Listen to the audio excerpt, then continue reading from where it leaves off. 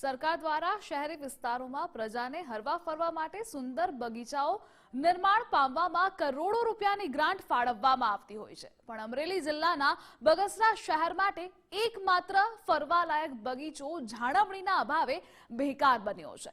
ત્યારે શું છે બગસરાના એકમાત્ર અટલ પાર્કની સ્થિતિ, જોઈએ આ રિપોર્ટમાં। ગાયબ જ થઈ ગયા છે। બાંકડા પણ તૂટેલી હાલતમાં જોવા મળી રહ્યા છે। છેલ્લા 4 થી 5 વર્ષ દરમિયાન અટલ પાર્ક બિસ્માર બનતા સ્થાનિકોમાં રોષની લાગણી ફરી વળી છે।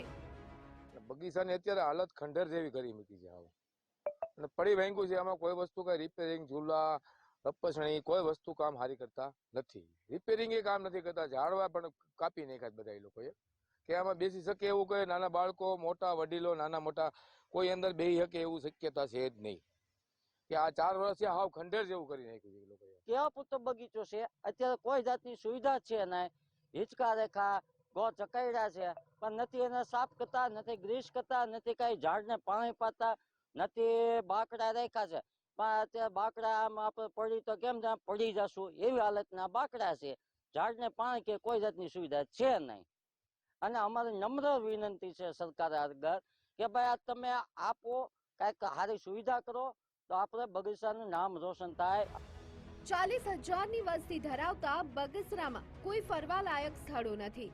વર્ષ 2010માં દિલીપ સંઘાણીના મંત્રી પદે અટલ પાર્કનું લોકાર્પણ કર્યું, પરંતુ છેલ્લા 5 વર્ષથી બગીચાની રોનક ગાયબ થતા અહીં લોકો આવવાનું પણ ટાળી રહ્યા છે। ત્યારે વિપક્ષ દ્વારા પૂર્વ વડાપ્રધાન અટલ બિહારી વાજપેયીના નામ સાથે જોડાયેલા અટલ પાર્કની ગરિમા ન સાચવી શક્યા હોવાનો આક્ષેપ થયો છે। એલા અટલજી પાર્ક છે એને જાળવવાની અત્યારે અટલજી પાર્કની દિશા એક ખંડરથી બહેતર બની ગઈ છે કે એને અત્યારે જે કોઈ એમ કહેતો હોય કે અટલજી પાર્ક ખંડેર છે કે પોતાના નેતાને પણ બદનામ કરે છે અને પોતાના માજી વડાપ્રધાનને પણ બદનામ કરે છે। અત્યારે આ અટલજી પાર્કમાં નકરી દેશી દારૂની કોથળી ઉડે છે। એટલે તમે વિચારતા હો કે આ કોથળીઓ દેખાતી હોય, મેં આ બાજુ નજર કરી તો વીણી તો આટલી બધી કોથળી, હજી તો ચારે બાજુ નગરી કોથળીઓ છે।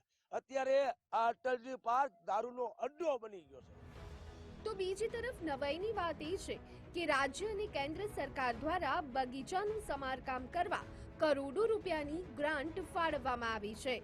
તેમ છતાં સત્તાધીશોના અણઘડ વહીવટના લીધે હાલ પણ બગીચો ખંડેર બન્યો છે।